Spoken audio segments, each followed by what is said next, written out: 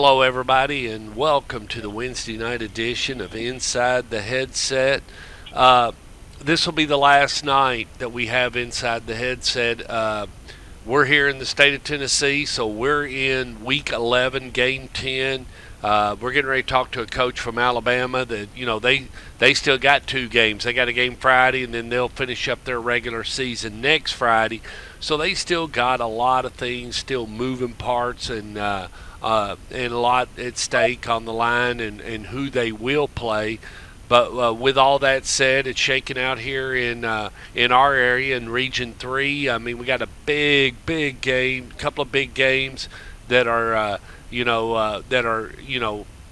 playoff implications. You got the Battle of the Borough that's going to go on Friday night between Riverdale and Oakland, and you got Riverdale at 7-2 and Oakland at 8-1, and that's going to be a big one. And then we're going over here to the Inferno, and we're going to do Blackman and Coffee County, and Blackman's got to play hard. They got to win, and they're in. So, a lot of things going on.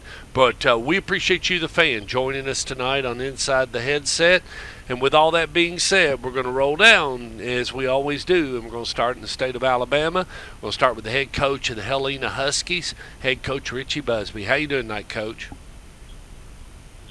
I'm good, Stuart. How are you? It seems like time's gone really fast this year, and at times seems like it hadn't. So, you snap your finger, and next thing you know, you completed another season.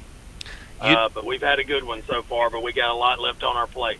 And you say something that's very ironic. I interviewed Kevin Creasy earlier today, and the first thing he said is, man, it seems like this season has just rolled right by. And that's something we don't control is time. At times we wish we had more of it, and at times we wish we had less of it. But usually it's working against us when we need it and when we don't need it, isn't it, Coach? That's right. And I do believe the older you get and the more of these seasons you have, the faster, just like anything else in life, the faster they seem to go. But while you're in the grind, as you get older too, it's tougher, and with us being in the morning practice, buddy, about week 6, 7, 8, it really starts to wear on you. But it's fun, and the kids have played hard and had a good year, and winning makes things a lot better. Well, I'm 56, so it keeps me young. It's a part of the routine that we go through every fall, and that we fully understand. We're committed. We're going to try to be somewhere every Friday night and broadcast it. But, even with the coaches' shows and rambling around, there's a lot of commitment and a lot of things that go on. But at the end of the day, what else would you be doing? And I don't mean that but if you love the game and you can make a difference and help some kids and enjoy what you do and be with some people you enjoy doing it with, that's important too, and be under the proper leadership. It's a great time, isn't it, Coach? Yeah, and I'm very fortunate to have a bunch of coaches that not only have I worked with for many years or coached against, but are friends of mine, and that makes it a lot better. And then, the kids that play for you mean a lot to you. And, you talk about if I wasn't doing what else would I be doing? Well, my one-off week I had this year, I ended up at a high school football game. So, I guess it's just kind of, it's in our blood, and, there's nothing else that I would rather do 99% of the time. Well, they say you can't play enough golf to make your fits go away. You figure out that, this isn't doing it. So, you say if you had all this time, you'd be playing golf. Even a Hollywood gets tired of playing golf. I don't know. Maybe he does, but he sure does play a lot of it. I envy him. Oh yeah, he strikes the white ball, but you know what? No matter how many times or whatever golf tournament I'm at, when I flick that video camera on, I don't have to delete it. It's always it was always dead on. Let's get into high school football, Coach. You beat Calera last Friday night, and that put you at 8-0. And what a great feeling for Helena High School. Is this the first time they've been 8-0? No, we've been we were 9-0 in 2021. So Okay. we have made it to 9-0 before. So played well last week.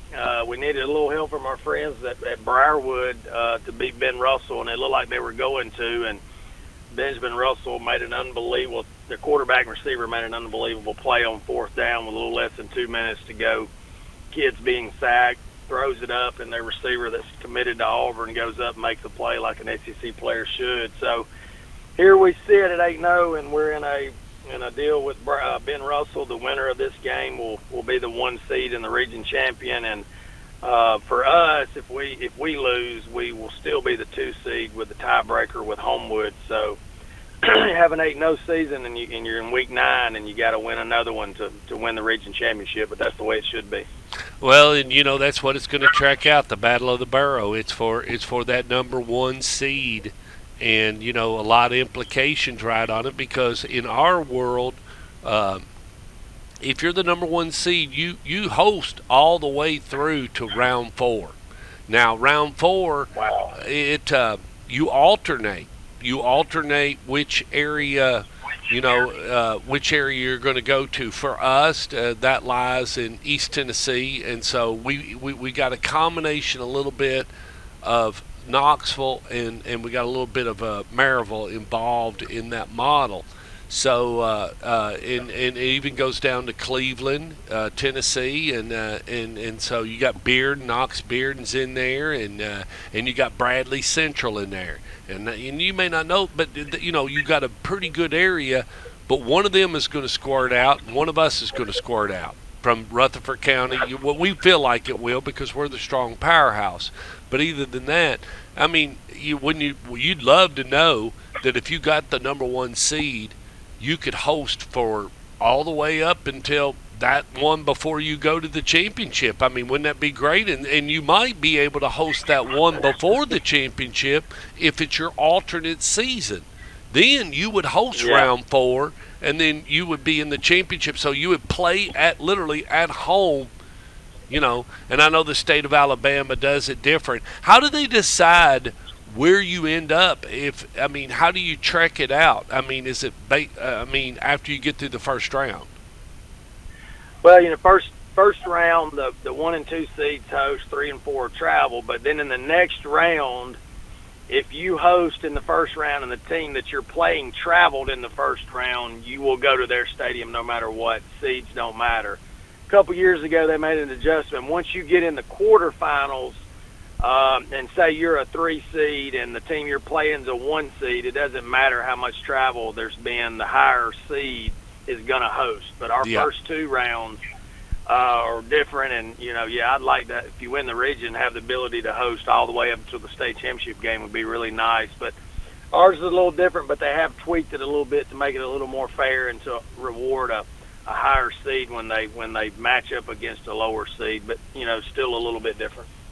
When you flip on the video of Ben Russell and knowing what you got to do, what makes them tough this year? What's their 2023 ball club look like when you flip on the video? What do they do real well, Coach?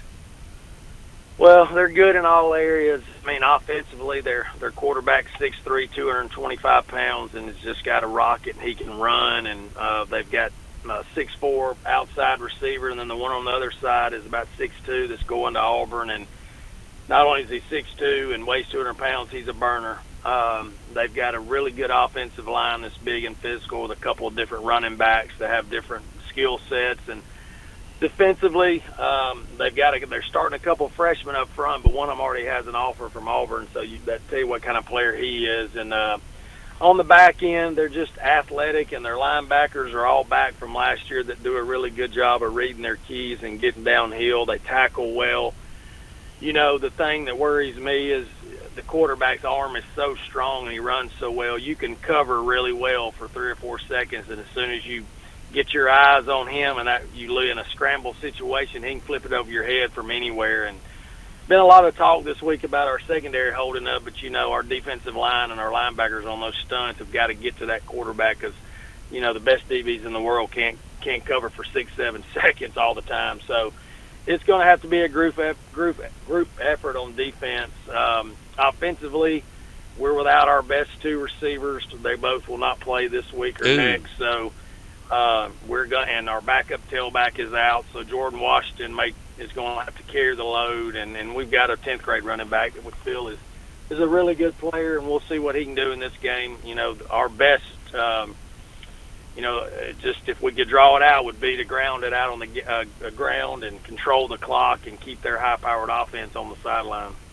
Yeah, you're talking just good, what we call good old Jimmy Maynard ball. You wanna get it and get it to Washington and suck the time out of the snap it at the last second on the game time clock, reduce the amount of plays in this game, because you just don't want it to spin out of control and try to get in a boat race, because you may have a few cards less than they do if it gets out of control. You don't want to start trading.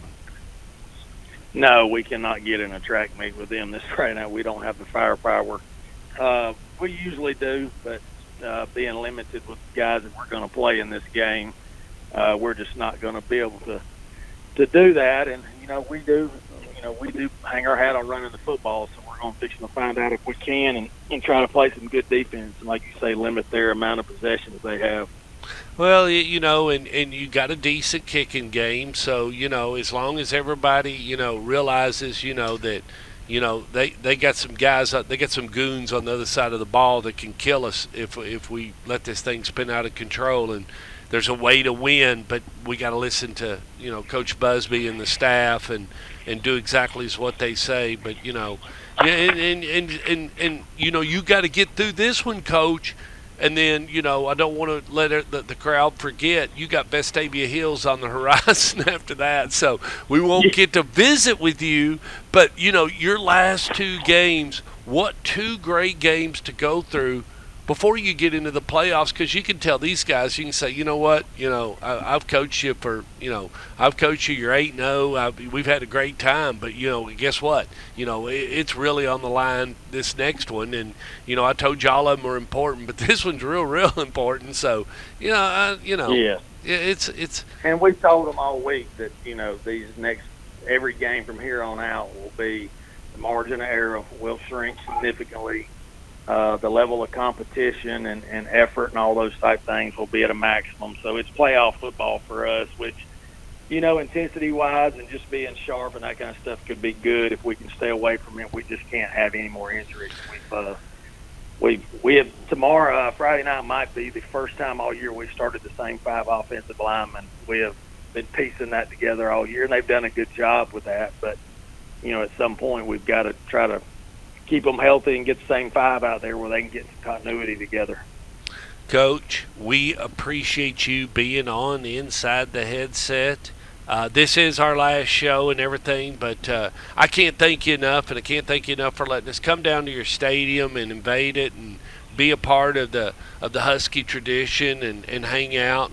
And you guys are just good people, and we always have a good time when we come down to Helena, and just appreciate you. Well, we appreciate you, and hopefully we can do it all again next year, and everybody can finish strong and get those rings like they want. And we certainly appreciate what you do for us. Coach, we wish you the best of luck, and I'll be talking to you as you move forward, and we'll be watching you, and we'll be reporting your scores.